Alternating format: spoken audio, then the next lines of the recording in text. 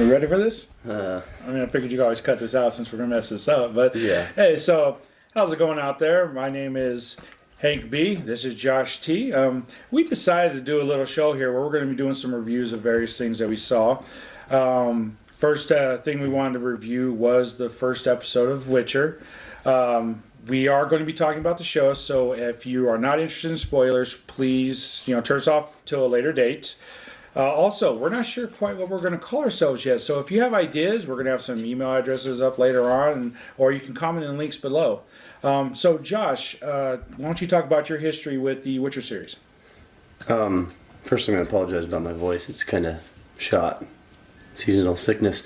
But I haven't done any gameplay, but I have watched my brother play it, quite a bit of it. I do like it, so that's why I was really interested in the show coming out.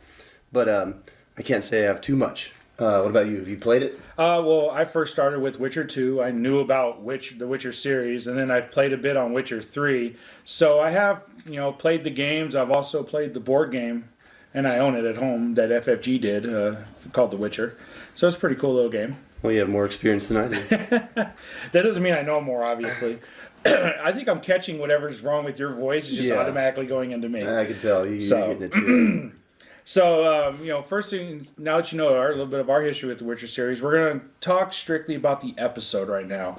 We're not going to really theorize much beyond what we saw and how we felt about it. Do you want to bring up the first point you have about the episode you saw? My beginning first point was the beginning fight scene. It starts with the little bubble in the river that the deer was eating at. Okay. Or, drinking or whatever. And then the huge monster pops up, and so does the Witcher. And if you look at it, as soon as they come up and they start battling, how are they that deep is the thing. They get up, and they're both up and out of the water. He's, just about waist deep in the water. And it was cool, but there was no struggle to fall back into no deep zone. There was no deep zone in this water, so it was submerged. Where'd they come from? And then he gets pushed back under the water. Yeah, which you can see how deep it is. It was probably that deep. You can see, he could see through the water at this monster's face, so it wasn't very deep. So how the fuck did they fit in there? Is my question. That's actually a fair point. I actually made a note of talking about the first scene too for a different standpoint. I didn't even think about that when I first saw it. I was actually kind of impressed with the first scene because I felt it went a different way than what I was expecting. I'm not saying it was totally unexpectable, but certain times when you watch these shows, you kind of go, oh, the monster's going to come up, it's going to kill the deer, you kind of know what's going on, then the Witcher's going to get called to go kill the monster. Instead, the Witcher's already there. Well, I was actually pleasantly surprised from a story standpoint. But now that you tell me about the water, I actually agree with you. That's kind of what's going on? It doesn't seem physically possible, but I'll make a little video of why that shouldn't have worked. But another thing is when they popped up and started battling, I was like, okay, well, this is cool. I'm expecting him to start chopping off some limbs and a cool battle scene. That didn't happen. But this thing has these two big arms and he's sitting there going at him and stuff like that, and it doesn't really, I don't know how he misses so much when he has him pinned down with one arm. I think not knowing the exact history of that creature, I'll be honest, I don't. I think without knowing the exact history of that creature, it's kind of hard for just a general person coming in going, why is this such a hard fight? Why, how smart is the creature? Why can't it kill him? Why does it seem like they're dancing? Yeah. The first battle scene with that monster, which I thought the monster was pretty cool, they kind of just wasted how cool that fight scene could have been. If a couple of limbs were chopped off, I could have got the reason why, he's missing so often, or a wounded limb, or if one's cut off to the point where he can't effectively strike him. But that to me, it was cool, but wasn't cool at the same time. I was also kind of curious about his black eyes. They never really got into that. What's going on with it in that sense of that battle. So it'd be interesting to see if they come back to that later on and actually explain it for people. The black eyes actually remind me of a show called Into the Badlands, which I highly recommend. Very cool battle scenes, but not going to talk about that right now. There might be a spoiler for later. Same black eyes when one of the martial artists turn into one of the what they call the Dark Ones, and they have this really high power in their fighting technique and skill. Very same look with the little veins coming down the eyes stuff. It's very exactly the same. It looks like it was ripped off for sure, but it was still cool. Black eyes, those are always cool. Can't get enough of those black eyes. What do you think? I mean, I kind of agree. I see your points when it comes to that first scene about how, like, it was kind of like you're not quite sure how strong each creature is, like the Witcher is or the creature is, things like that. But yeah. I did want to address something. You might see this here from time to time. We have a little stuff right here. Josh B. Excuse me, I mixed up our names. Josh T here likes to do a lot of editing. So you might see us put graphics down here. So there might be some stuff changing. So if you're ever wondering about this space here, so maybe some of the space behind us, we're going to be doing some stuff with this show, hopefully. Yeah. Now, the point I like to bring up, a couple points, I'm going to link them together real quick, is Henry Cavill's voice and the sets that they did. I felt that the voice, like, man, when I was listening to his voice, I'm just like, half the time, and even with the sets, I'm like, I felt like I was in the game. Like, I feel he nails the voice damn near perfectly. And, like, the sets really, like, the set when he first comes into the town, like, it really reminded me, like, in Witcher 2, when he comes into one of those towns, and it's just like, man, I think aesthetically they really captured it, and Henry Cavill's voice really captured that part from The Witcher. I really liked his voice too. I cannot complain with it, the way he acted it out. His RBF, you know what that is, right? I'm not quite sure. That's a resting bitch face. Oh, okay. Yeah. You mean my natural face? Well, not your face, his face. He does his very well. Keeping that serious aspect to it. Yes. Where, he's not breaking his character.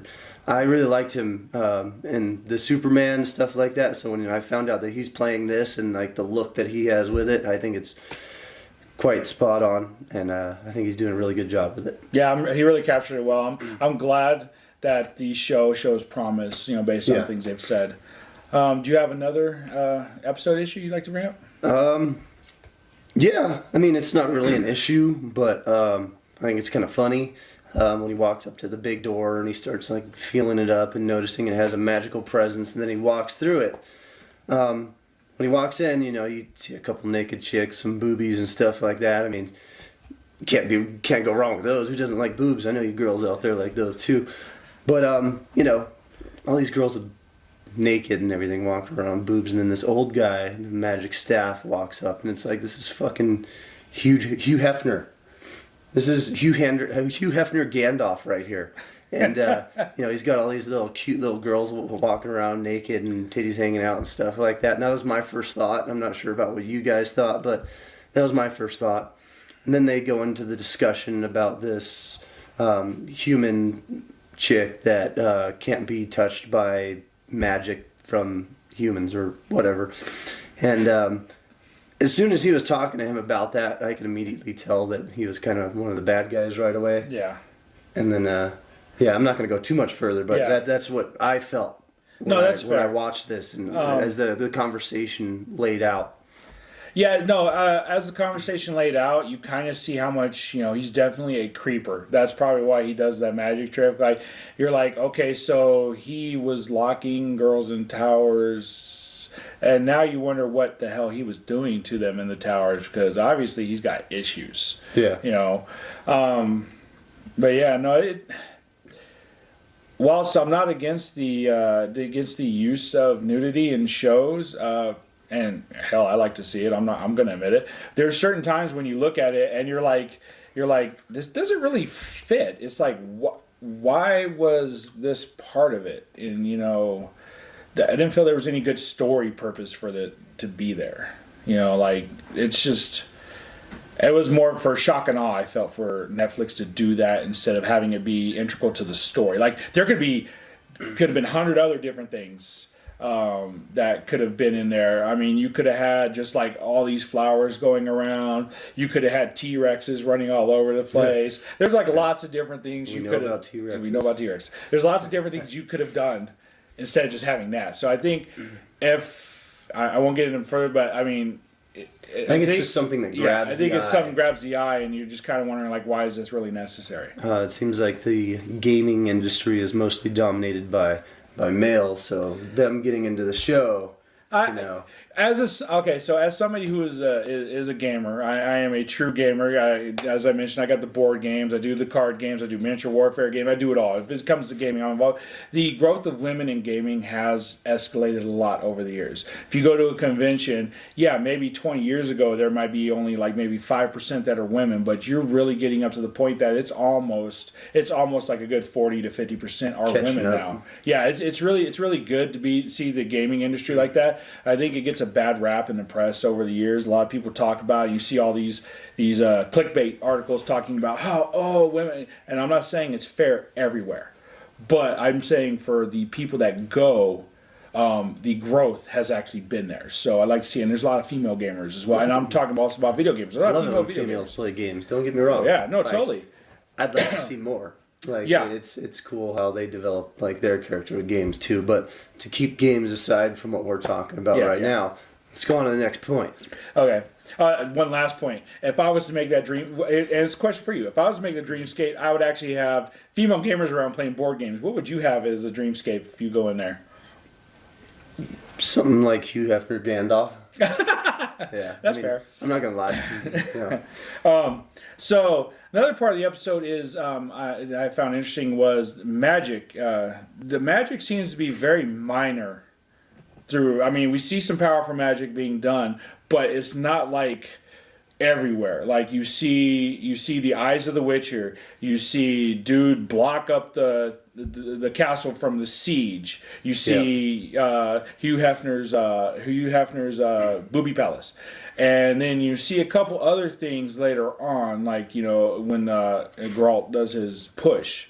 And sorry if I say a name wrong, I'm horrible with names. But when he does the push, when they're in that fight scene. But other than that, magic is kind of not as played up as I thought it was going to be. I thought magic was going to be a bigger part of the overall first episode and just more that we saw. Yeah. I think it probably is just going to go from like a novice level to more advanced as more they go into it. But yeah, I can't say I'd seen really too much special magic going on in the show so far. Yeah. But I mean, I have high hopes for it. I mean, with all the stuff I'd seen wrong with it, in my point of view, I'm still going to watch the show and try to enjoy it as much as I can. And I don't let the little things get to me. So I hope you don't let the little things that we say get to you. We're just trying to bring up some points here and see if you agree with us. And again, this is just our opinions. I mean, we take it from our viewpoints. I mean, everybody is welcome to have their own, and we're not necessarily saying anybody's is right or wrong. We just like to, have debate, discussions and debates, intellectual debates about some of ours. Did you have another point about the episode? Yes, the big battle. I'm glad you brought that up because I actually had something else about that too. Do you have anything else other than the big battle? The big battle, I mean, they get thousands of people to come out into this. The way it laid out, you got the army coming up over the hills, like, okay, cool. And then you got the next one coming up over the smaller hills, like, oh, okay, cool. And then you look at the other one, and you could tell that they're just completely outnumbered. Wow. But I have a card here. What did I write right there? Oh, yeah, clearly outnumbered. Clearly Sorry outnumbered. to take your point. No, I had a feeling we were both going to agree on this. Like, the one army was clearly outnumbered. Yeah.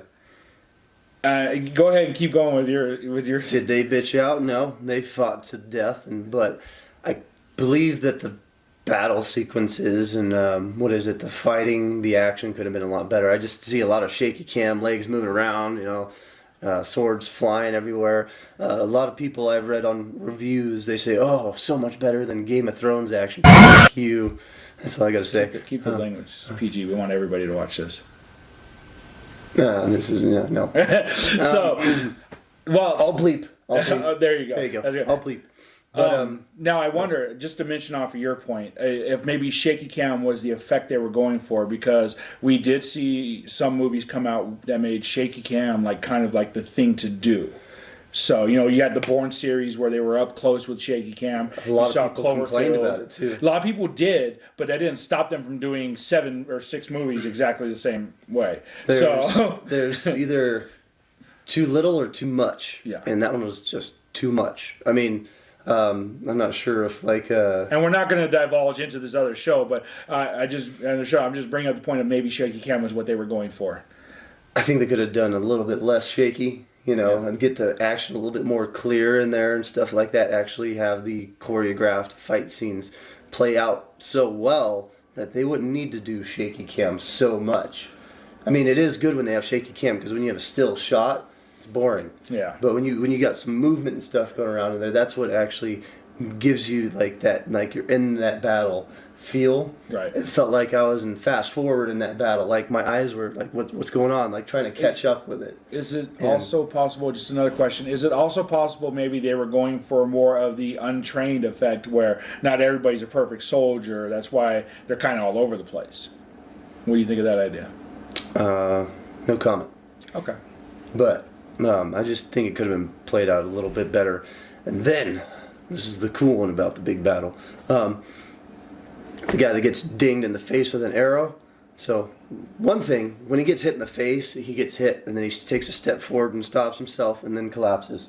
When you get hit in the face with an arrow, and if you fall on your knees and then fall over, I can understand, but you can clearly tell that he stopped himself and was like, "Oh yeah, I got hit in the face with an arrow." Okay, that kind of bugged me. I think it could have been a cooler death. Okay.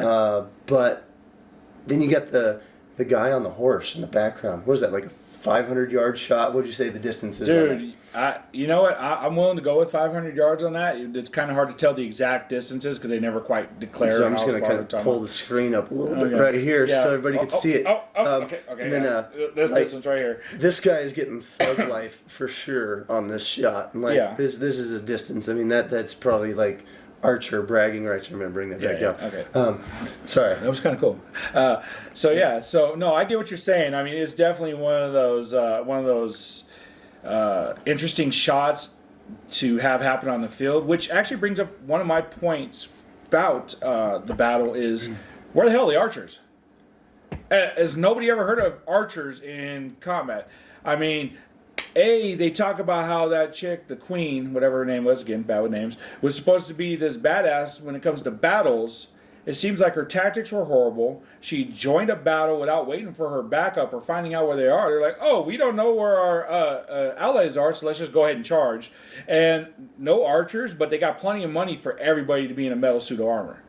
Yeah. Where the hell are the archers at? Because, like 3 waves of arrows, 3 volleys of arrows, if we want to get technical, going into the enemy as they're charging could have made a huge difference. And especially being outnumbered. So, I really, one of my big questions was the military tactics. It's like, there was no reason to charge. It's not necessarily bitching out, but, you see that you're outnumbered, you could have taken a more defensive tactic and not got annihilated on the damn battlefield because you got the biggest balls on the field. And that's not regardless of gender. It's just she felt she had the biggest balls on the field.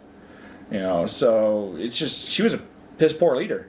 Yeah. There was no reason for that to happen the way it did. Yeah, honestly, I was just kind of watching the action. I didn't even notice any archer, except for the one that took out 2 in the eye. Any arrows. I'm just watching everything. I didn't even put that into perspective. Where are the archers? First time I watched it, I thought she had archers, and then when I watched it again, I was like, wait. Now it's where's the catapult? Where's the trebuchets? Where's the B-2 bombers? Wait, no, that's wrong. Yeah, well, even the princess says they were gone for 2 days. You tell me you couldn't in 2 days come up with some sort of tactics? Yeah, I mean, your castle doesn't have some sort of defense already going on. Yeah. So, did you have any other issues that you want to talk about? Yes, big thing is when they storm the castle. Yes, this is his. They storm the castle, and right up front, this guy grabs this woman. Let me pull this up a little bit here. Pulls the woman, and instead of cutting her throat all the way across, it looks like he kind of chatters a little bit at the throat. Doesn't swipe or anything. It looks like she just kind of runs into it, and then she's dead. Yeah. There's no throat cutting or at least jabbing up, pulling or anything like that, and actually cutting that throat. It looks like they just kind of filmed it, and it looks like she ran into it and then kind of fell over. There was no. That's the big thing is when you're doing a film like that and you're cutting someone's throat, you want to get that sword swiping across to make it look like it's just getting in there, getting gnarly. Yeah, there was no real blood either. No, it just kind of a little red spot, and then she just fell over. There was. For that scene to be up front Yeah. and prioritized like that. It was a shock and awe scene. I was like, what's going on? That was probably the worst cutthroat scene I've ever seen in my life. I'll be honest, when you first mentioned that scene, I thought we were going to talk about something else. Like, we literally sat here for like 10 minutes trying to him bring up the scene, and as he showed it to me, I didn't catch it the first time. But as you showed it to me, I was like, yeah, I agree with what you're saying. Like, they did not do a good job with that. They really could have done it faster. I think they relied on how fast that was going to go by the screen and people weren't going to catch it. The sword doesn't move. You just... Yeah. Bleh. Like, she sliced her own throat. She just like... It was just weird. I don't know. So... I mean, not all these points are necessarily bad. There's just things that we were kind of curious about. Like, one thing I really liked about it was when we're talking about the Renfrey and the Magic Hugh Hefner dude. I like how each person, from their own point of view, talking of the other person's evil. They each had their own story, and they had their own perspective. And as I listened to them and how they're trying to get the Witcher to do their thing, whatever task they wanted, which was of course to kill the other person. Yeah. I liked how it was kind of like you were playing the video game and like, here's your quest, sir. Yeah. Will you accept because they're evil, or will you accept because they're evil? It's like, I liked how it just kind of played out. I think the writing, while it's not everything might have been the best, I think the way they wrote it and the way they put the presence on it being quest-like was pretty good right there, and I hope to see more of that. I agree with you that the way they prioritized to make it look like a quest was really cool. They got someone that's establishing him in the quest, and he's like, all right, I'm going to go on to it. I did like that part as well. I can't really have too much to say about it other than I agree, so I agree. Okay, so did you have something else about the episode? Well, you've been asking me what I thought about the episode. I thought we were going to. Well, I've been bringing up my points as we've been going on. I didn't know if we wanted to basically bring up all of our points and then talk about the episode as a whole afterwards. I got you. We can do that. Because I've been bringing up my points. I got a bunch of points, and like I said, a lot of the ones I have, they are positives. Like, I did like the opening fight scene. While certain elements of it doesn't make sense, I was surprised by how the episode started, which was good. Some of my points will come up in the next segment. At least you thought the beginning was good. No. I thought the way they did it and the surprise factor of it wasn't just we're going to establish the monster. It was we're already into the fighting was good. Okay. Whether or not the fighting was good, from a storytelling standpoint, we had a cold open that basically involved fighting. Okay. Cold open is you start off a show with action, or you start off an RPG with action. I learned this from a friend of mine. So, and where it's like it can be some of your better experiences. So it was a good hook for you. It's a good hook. It's like, oh damn, we got some action going off right from the start. That's a good thing. It's like instead of just like, oh, here's a monster. Now you're like, when the hell is the Witcher going to go fight the monster? They didn't. They didn't deal with that. Yeah, some slow. It wasn't a slow play. We were right into the action right from the start. Okay, so that's the part of it I really liked. One other key point, I'd say it's my last one, was the ending. The way the first episode ended, where, he sleeps with this chick, I thought he was going to they were going to get together and you thought Renfrey was going to stay around for a while. I thought so too. And I was like, okay, cool. He's actually taking her side, aside from the Hugh Hefner Gandalf, which I don't trust. Immediately, as soon as I met him, I was like, okay, cool. He's going to actually trust her and actually kind of get her side. The only thing is that I don't know why she had these little henchmen, because it kind of portrays a negative side to her stance, and then they want to fight him. That's the only thing that I could say that kind of deterred him from believing her or being on the side with her, is making them fight him. That's fair. The way I kind of saw it was she was kind of split between two decisions. He would not have gone after her. This is, again, my interpretation. He would not have gone after her if she had not gone back to the city. But because she did, he, I think, just wanted to stop it to where neither one, because I don't think he wanted her to die. But Hugh Hefner Gandalf, because now that's just his name. Hugh Hefner Gandalf, and hopefully at some point we got Hugh Hefner Gandalf with his picture just flashing right there. That would be funny to do. I wonder how he sleeps at night. You could tell. Who knows? But you could tell that he actually made a comment talking about how the lady Renfrey could ensnare men. That was like what her ability was. So then it makes you wonder if the thugs that she had were ensnared, and that's why they wanted to fight the Witcher so much.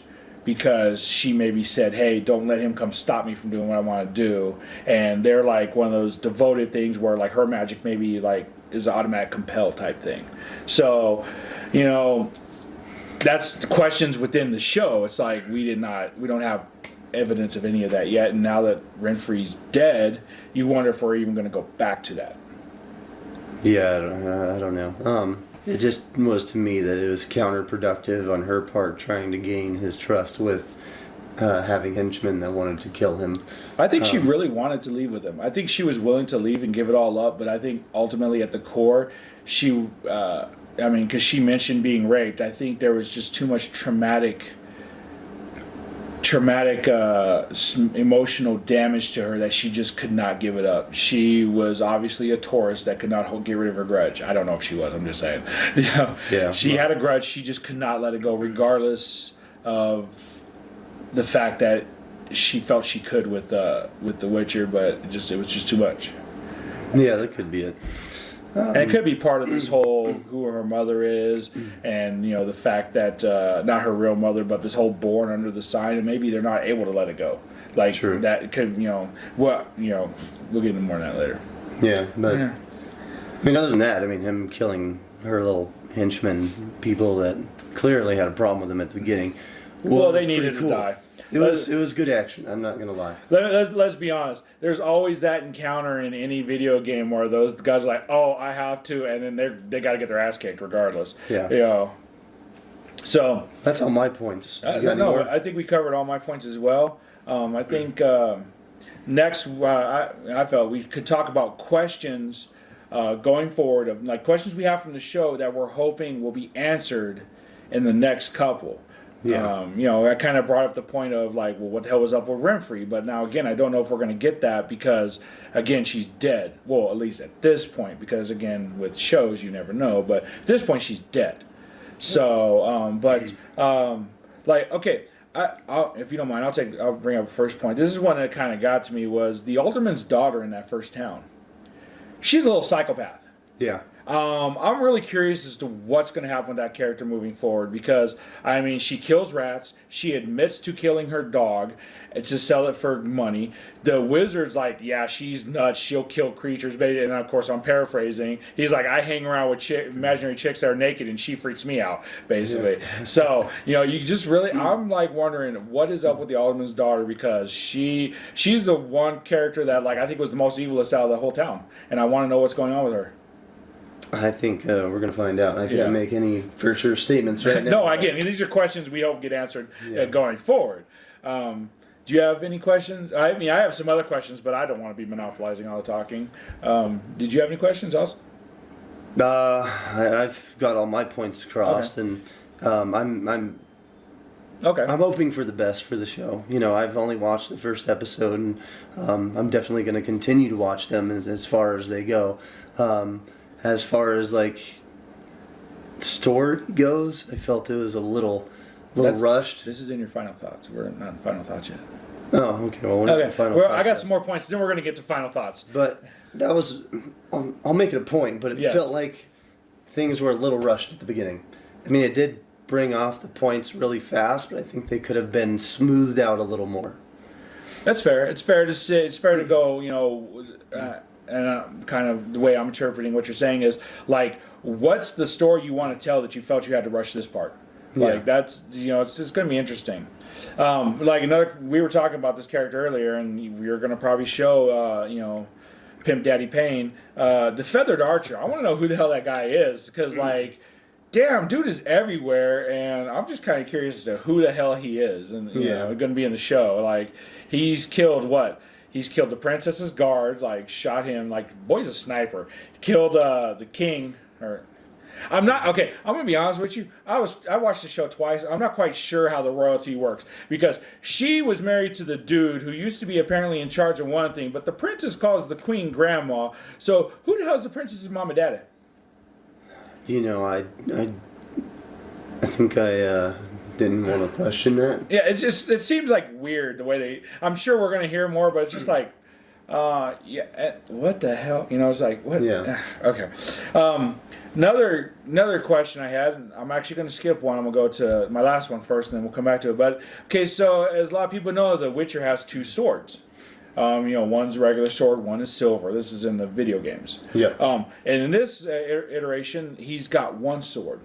Now, from what I observed, I feel that maybe they just combined the 2 into 1, and it's a silver sword and a regular sword because there's comments of where only a monster can be killed by silver, and they're directly talking about a sword. So I'm wondering if, for ease of the show, they just said, "Hey, we're just going to give him 1 sword instead of having to worry about 2," and which isn't necessarily bad because it's probably camera wise easier to keep track of 1, like prop guy wise easier to keep track of 1, like all this. But I'm wondering if they did that, if they converged the 2 swords into 1 for easiness of the story.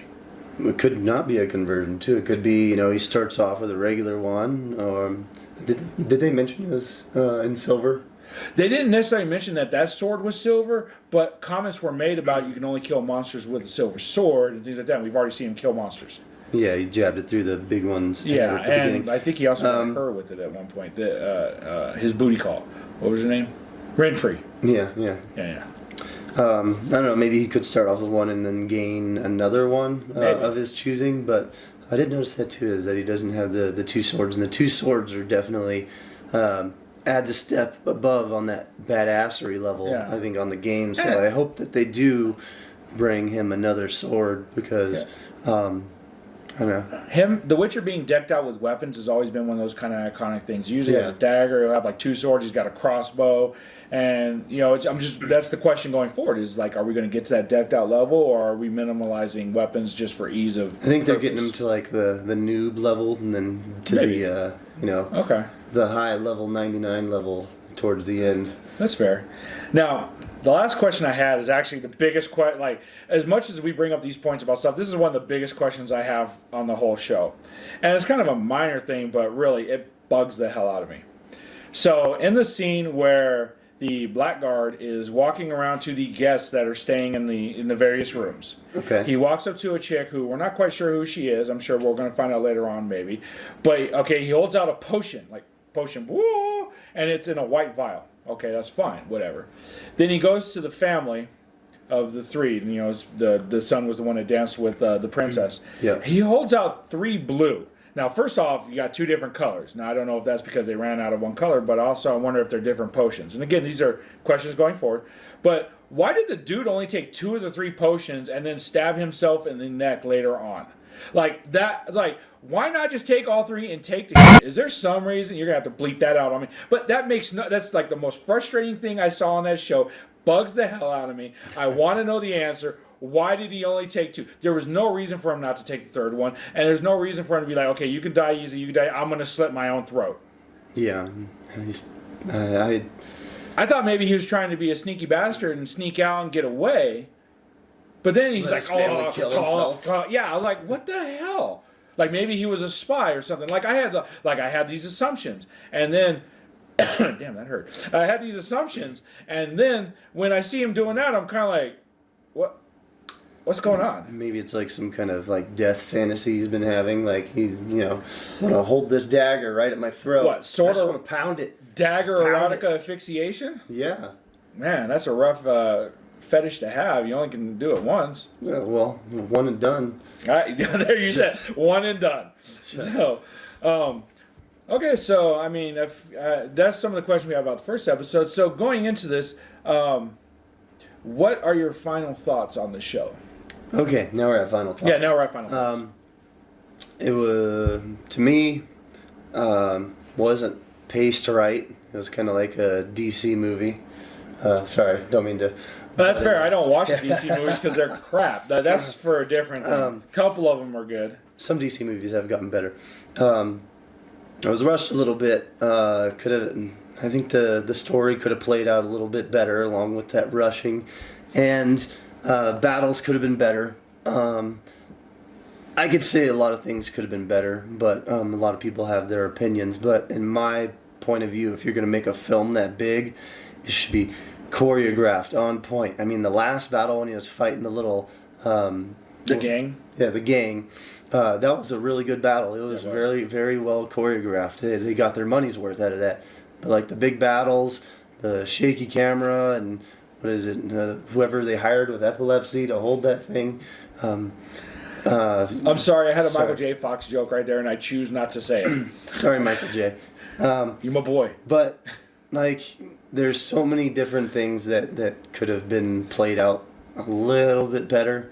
But I still remain hopeful for the rest of the season or the ones to come.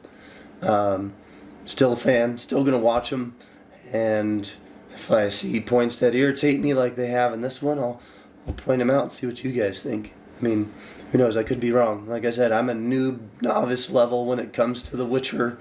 From what I've seen of my brother playing it and observing him playing it, I like the game, but I haven't played it myself. But you could have your reasons for disagreeing with a lot of things that I'll say too. That's fair. I mean, that's again a lot of times why we like to talk about these things, and kind of why we did this was because we have different, like I said at the beginning, we have different viewpoints. We come from stuff. Expectations. Yes. I honestly, I like the show. I felt even with some of the criticisms I had and some of the questions I had, I still felt it was a good start to the show. I mean, because it makes me want to watch more. It makes me, like, I did not feel that was necessarily an hour long, because it lists at an hour and 1 minute and I think 38 seconds. I didn't feel it was that long. I was invested. I was watching it. I had questions. The fact that I have questions, I feel is a good thing, because that means I was interested in enough to be wondering about some of the minor details. Yeah. The fact that we're like pointing these things out means we were paying enough attention to go, hey, wait a minute. So I feel it has a good start to the show. I can understand the feeling of it being rushed, and I wonder if maybe the first episode they kind of wanted to rush because they want to get to the heart. They want to get to the meat. It's like, we don't want to tell the preface of the book. We want to get to the book, And hopefully they're not trying to treat a lot of it like preface.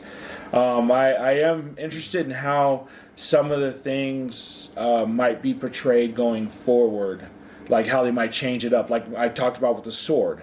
If that is, in fact, two swords in one because of the easiness of doing it for the show, I'm wondering what other things they might change or portray differently to where it keeps it still fresh and new. So, like, I have high expectations and I have high hopes, and, I have heard some of the reviews as well. A lot of people, have praised it. I mean, some people have bashed it, and obviously some of the people that bash it have no clue of the subject matter and, just like to clickbait bash stuff. Yeah. So, and then that's evident when people look and you read the comments of the people that were like, that was not even a reason.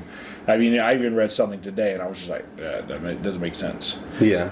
But, I don't know. To me, like, the games, the Witcher was, like, the main person. Yes. Like, it seems like on the show, too, that they kind of sub-story him. Like, he doesn't get as much on-screen time as, like, you would portray him in the game. I know they're trying to tell, like, separate. Yeah, you got to get the story. You got to, because, like, if they just had The Witcher and all of a sudden that girl, and this is still part of the first episode where she just runs off in the woods. If you just started with her running up to him, you'd be like, where the hell did this little girl come from? Who the hell is she? What the hell is going on? Okay.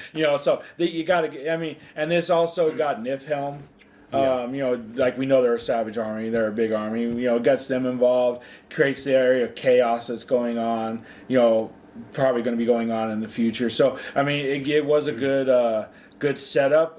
Hopefully, as the pieces come together, we will see a lot more of The Witcher on there. Yeah, I agree. And again, there were some important minor characters, or not minor. There were some important supporting characters in The Witcher, like in the games, because you had like the Bard, you had Yennefer, you had the dwarf, and again, I'm sorry if I'm missing some of the names. You also had another lady that the Witcher was involved with, and then of course you had the many booty calls that you could do in the game with the Witcher. But yeah, so. Well, I think we're about at the end for this episode. We are not necessarily going to say this is the end of us doing this because we do like to come back. You'll probably see a couple email addresses pop up. If you have thoughts or even an idea of what we might call ourselves, you might see them pop up, down below. And feel free to contact us. Maybe comment, give us some of the answers to our questions if you know. Feedback would be great. Again, this was strictly talking about the first episode. So if your answer to some of our questions comes from a later episode, we'll get there. We're just now we focus mainly on the first episode for this one. Yeah, and I could say, it's a good show. I mean, I probably couldn't make it better myself, but Well, except for we that all one scene. have our opinion. That's what this all is. It's just random opinions, what we like, what we don't like. So I don't mean to hurt anyone's feelings with anyone that I say or anything about it that I say. It's just in my opinion, that's what I feel that I wanted to see in this show and how it played out. But overall, it still came out really good. But Yes. I'm hoping, they progress in making it better in the future. I mean, like he said, he's got a lot of the same points that he agrees with on me and some that are slightly different. But other than that, all you could be the same, or you could just be diehard Witcher fans, and yeah, I'm not gonna go there. But We'll go there later. yeah, we'll go there later. But we're gonna wrap it up, and this is gonna be, it is the first ever review that we've done of Yes, it anything. is. We're gonna do some game reviews, some other show reviews, movie reviews, reviews on whatever. We'll do it. Maybe you're under review. Okay, he's not under review. But we'll be back, and like, comment, share. And that wasn't double guns. That's just me pointing. I didn't do that. Yeah, no, we didn't do that. But we hope to hear from you guys and get some comments in there. Maybe what you think maybe we can do differently. Different questions we can ask about the next episodes coming up. Maybe some points we can bring up. But other than that, Oh yeah, definitely. If you have some questions, our thoughts are to do a mid-season episode where we talk about 1 through 4 as a whole. We'll bring up our points about 2 through 4 at that point, and maybe talk about 1 through 4 as a whole. So if you have comments or questions that you really are curious about, and maybe want to hear our opinion of, I don't know why someone would actually want, but maybe you just want to hear what our opinion is. Yeah, email them, and the address is that I thought they were supposed to be down there. Yeah, that's right yeah, there. Don't you see okay, it? cool. No, I can't read upside down. Oh, That's not true. okay. I can. But yeah, let us know. all right. And magically, we're out of here. Hey.